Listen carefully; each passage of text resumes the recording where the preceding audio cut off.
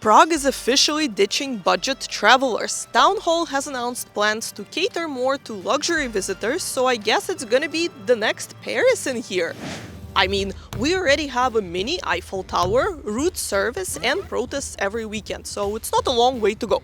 Just kidding. In this video, I'm gonna share 5 pitfalls of traveling to Prague on a budget, as well as the current prices, so you know what to expect when you're coming here and no one can rip you off. Let's go. The most expensive part of anyone's vacation is usually accommodation, so let's talk about that. The average price of one night in Prague hotel located in the city center is around 100 euros, which did not really change in the past couple of years. However, they are planning to increase the city tax from 50 to 200 Czech crowns per person per night, so you might be paying more very soon. A major trend affecting low-cost travel is the rise in short-term rental fees. Splitting the apartment fee was a smart way to save money compared to hotels, but that is not such a viable option these days, as some flats are as expensive as hotel rooms and cheaper short-term rentals are harder to come across. For example, Airbnb, the trendsetter in the short-term rental segment, had removed over 500,000 listings that were mainly in the low end of the pricing scale, effectively wiping the options for budget travelers. Part of the reason why Prague travelers could enjoy lower prices for rentals was that 40 to 70% of them were unreported stays, which accounted to around 800 million Czech crowns in tax losses annually. City and national officials are finally sharpening their pencils and writing stricter rules for this business. By the way, if you need some tips on where to stay in Prague, you can visit our blog at Real Prague Guides and support us via the affiliate links that I provided in the blog post. You will find recommendations for budget hotels, hotels outside of the city center, top-rated hotels in Prague, and more. So please check it out if you want to support our channel. Now let's talk about food. You know, we are in deep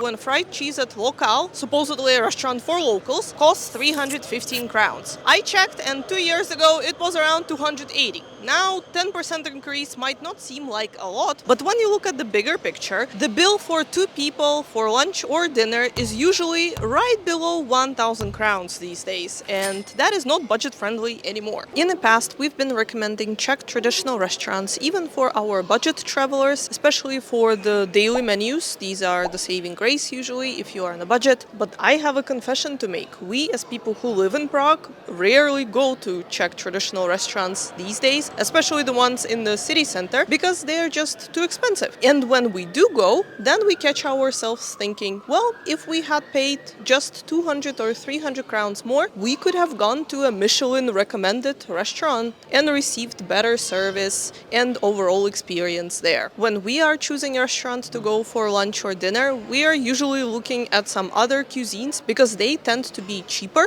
and have better deals. So if you're on a budget, you can also look out for that. There are plenty of great Asian restaurants in Prague, for example, or you can go to a canteen. Just to be clear, I'm not sending you to a place actually called canteen. I'm talking about a type of restaurant called a jídelna in Czech, which roughly translates to canteen in English. These are usually lunch-only options with self-service offering a selection of ready-made dishes. Meals typically cost around 5 to 10 euros. Our recent favorite canteen is actually a classic, U Rozvařilu. They have amazing food for great prices. We got our lunch for around 300 crowns for 2 drinks and 2 main dishes. The increase in restaurant costs is due to the rise in grocery prices overall. Let's see what groceries cost in Prague right now. We will check out 5 items and see the prices. Let's go. Okay, a can of Coke is 19.90. Liter of milk 44.90, but you can get it for 27.90. A bag of chips 57.90. Nutella. This is for the former prime minister. It's 179 crowns. A bar of chocolate 29.90.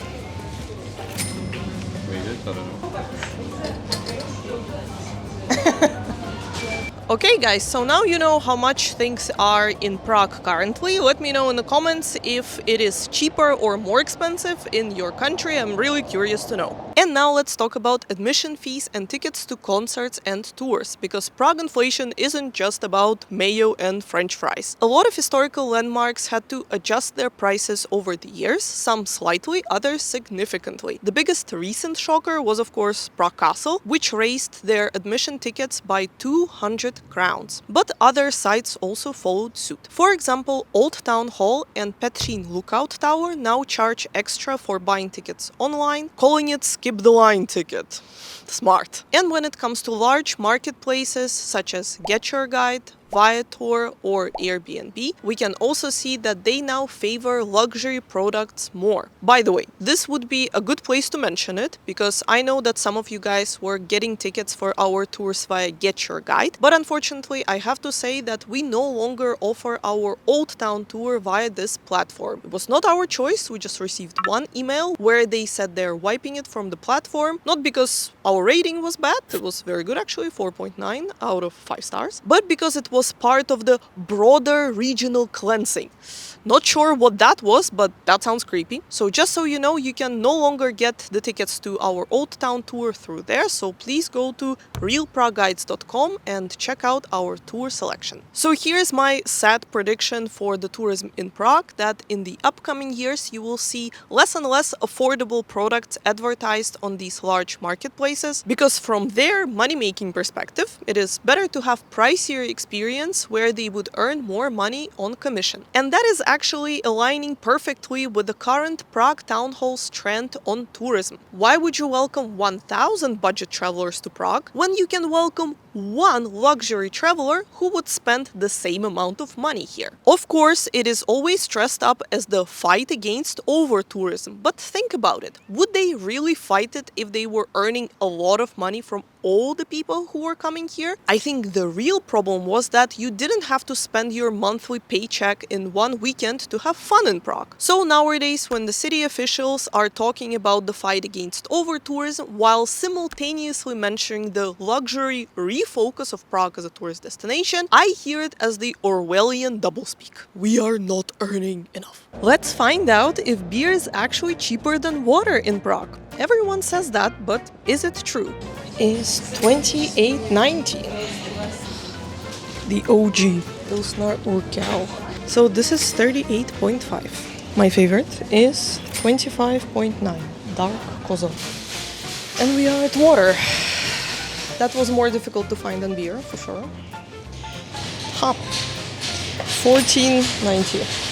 Okay guys, as you can see, I did not get the beer, I got the water because it is cheaper.